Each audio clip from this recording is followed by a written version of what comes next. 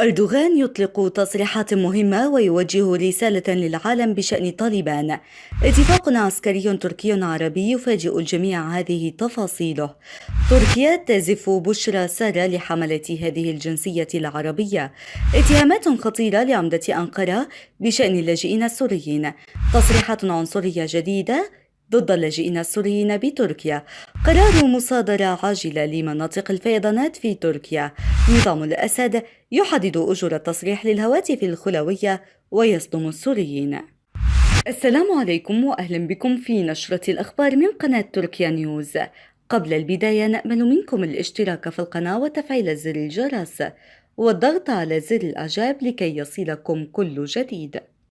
رحب الرئيس التركي رجب طيب أردوغان بالتصريحات المعتدلة التي أدلى بها عدد من قادة حركة طالبان الأفغانية، وذلك بعد سيطرتهم على البلاد.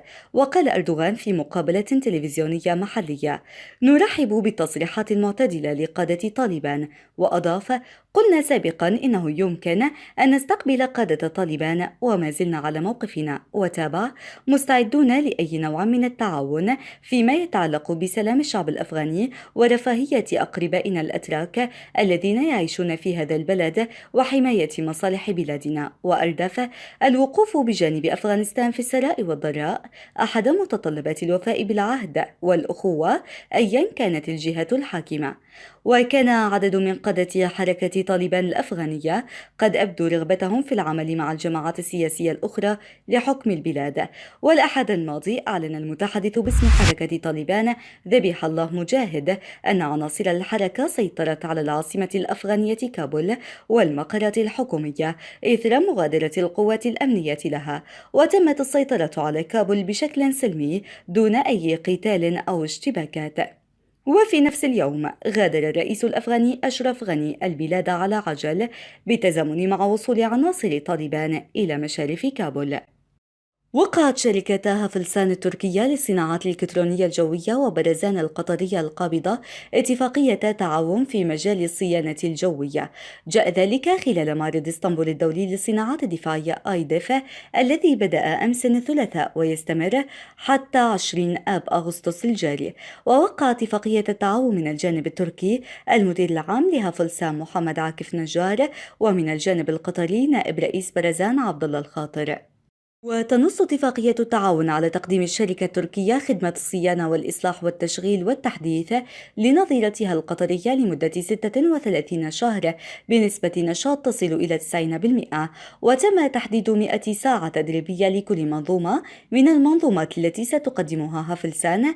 كما تتضمن الاتفاقية تعيين هافلسان تقنيين اثنين مختصين في مجال الصيانة والإصلاح، ومدير مشروع ومنسق إداري ومنسق تقني وكادر هندسي للبحث والتطوير لتقديم الخدمات المتفق عليها إلى الشركة القطرية. وفي كلمة له قبل مراسم توقيع اتفاقية التعاون قال نجار إنها فلسان سبق وأن أصدرت إلى قطر منظومة محاكاة للمروحية ذات الطراز AW139. وأضاف أن الاتفاقية الأخيرة تنص على تقديمها فلسان خدمات الصيانة والإصلاح والتشغيل والتحديث للمنظومة طيلة 3 أعوام. أعلنت تركيا أنها اتفقت مع العراق على تعزيز العلاقات التجارية والاقتصادية بين البلدين وتحديد خارطة طريق لحل القضايا الإشكالية بينهما في هذا الصدد. جاء ذلك خلال زيارة لوزير التجارة التركي محمد موش إلى العاصمة العراقية بغداد، حيث التقى عدد من المسؤولين العراقيين وبحث معهم سبل تعزيز العلاقات بين البلدين.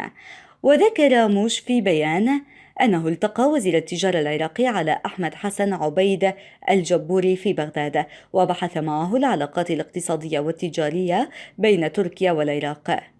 وأشار إلى أنه جمع ممثلي عالم الأعمال الأتراك والعراقيين في بغداد، حيث جرى التشاور حول القضايا الاقتصادية والتجارية بين البلدين وتحديد خارطة طريق لحل هذه القضايا. كما لفت موش إلى أنه بحث مع وزير النقل العراقي ناصر بندر الخطوات التي يمكن اتخاذها في مجال النقل والخدمات اللوجستية لدفع التجارة التركية العراقية إلى الأمام. بدورها أعلنت وزارة التجارة العراقية اتفاقها مع نظيرتها التركية على تشكيل لجان مشتركة لتطوير العلاقات الاقتصادية بين البلدين. وقالت الوزارة في بيان إن الجانبين اتفقا على تشكيل لجان مشتركة لحل القضايا الخلافية وإيجاد رؤية مشتركة تسهم في تطوير العلاقات الاقتصادية. اتهم الكاتب الصحفي التركي فؤاد أوغور رئيس بلدية أنقرة منصور يافاش بوقوفه إلى جانب المهاجمين العنصريين في ألتنداغ وإرسال الشاي لهم عبر سيارة تابعة للبلدية في الوقت الذي يقومون فيه بتحطيم منازل وسيارات اللاجئين السوريين في حي بطال غازي بعد حادث مقتل الشاب أميرهان يالجن على يد سوري، في حين قامت قوات الأمن والشرطة بإبعاد السيارة عن المنطقة. وفي مقاله في صحيفة تركيا أشار أوغور إلى أن منصور يافاش كان يقدم الشاي ويسمح بتجمع من وصفهم ساخرا بالأبطال الذين كانوا متعبين وهم يرجمون المنازل بالحجارة أو يضربون ويقتلون السوريين الذين قبضوا عليهم في الشوارع، مضيفا أن رئيس البلدية قلد بعض رجال الأعمال المشهورين الذين خصصوا الفنادق في أنقرة لهؤلاء المخربين العنصريين ووزعوا الطعام عليهم. تابع أوغور أن تصرفات حزب الشعب الجمهوري وحزب الجيد العنصرية ضد اللاجئين تواصلت بشكل كبير، حيث نشروا مؤخرا عددا من اللافتات في بعض الأماكن كتب عليها الحدود شرفنا وأتراك الشباب الغاضبون، مشيرا إلى أنهم يقومون بهذه الأفعال بصمت وخبث تحت إشراف منظمة جولن المصنفة على قوائم الإرهاب في تركيا، والتي تمدهم بالتعليمات من مقرها في الولايات المتحدة الأمريكية على حد قوله. عادت التصريحات العنصرية من قبل بعض المسؤولين الأتراك تجاه السوريين، الذي كان آخرها تصريح جديد لرئيس بلدية بولو طانجان أوسكان، وقال بمقابلة مع إحدى المحطات المحلية التركية إن السوريون متأخرون عنا 30 عام، أما الأفغان متأخرون عنا 100 عام، وأضاف أن السوريين والأفغان ينظرون إلى تلك الطفلة الصغيرة البالغة من العمر 12 عام التي نقول لها نحن يا صغيرتي على أنها ستصبح زوجة لهم، كيف سنقوم بدمج هؤلاء في مجتمعنا؟ وتعهد زعيم حزب الشعب الجمهوري كمال كيلجدار أوغلو أكبر أحزاب المعارضة التركية بإعادة لاجئين السوريين في تركيا إلى بلادهم في إطار خطة قال إنها جاهزة وتتيح إعادتهم خلال عامين فقط عقب التصالح مع النظام السوري. ونشر كيلجدار أوغلو تسجيل مصور عبر حسابه على تويتر تعهد فيه بتطبيق خطة أعدها حزبه تقضي بإعادة اللاجئين السوريين إلى بلادهم خلال فترة عامين فقط من وصول حزبه إلى السلطة، قبل أن ينشر تغريدة يوجه فيها رسالة إلى العالم بأنه سيتبع سياسات متشددة في ملف اللاجئين. كشفت وسائل إعلام محلية أنه بسبب الفيضانات والانهيارات الأرضية التي حدثت في ريزة قرر مصادرة بعض الممتلكات غير المنقولة على الفور من أجل القيام بأعمال البناء اللازمة في المنطقة. وذكرت قناة ترت هابر التركية أنه وفقا للقرارات الرئاسية التي نشرت في الجريدة الرسمية وبعض غير المنقولة داخل حدود المدينة مرادية في المنطقة الوسطى من ريزة، بلدة بويوكوي في منطقة تشايلي في منطقة يني بازار من أجل تنفيذ أعمال البناء اللازمة فورا بسبب الفيضانات والانهيارات الأرضية في المنطقة، سيتم مصادرتها على الفور من قبل توكي.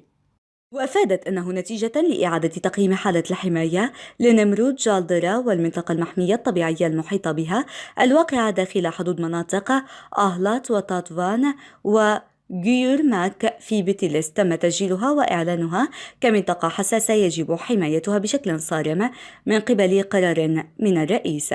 كما تضمن القرار رسما تخطيط وحدود وأحداثيات المنطقة التي تم إعلانها كمنطقة حساسة يجب حمايتها.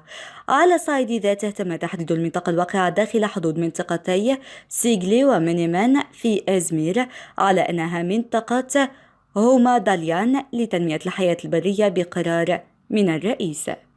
كشفت الهيئة الناظمة للاتصالات والبريد التابعة لنظام الأسد عن تفاصيل جديدة متعلقة بأجور تصاريح الهواتف الخلوية والتي قد تصل ل1.5 مليون ليرة سورية.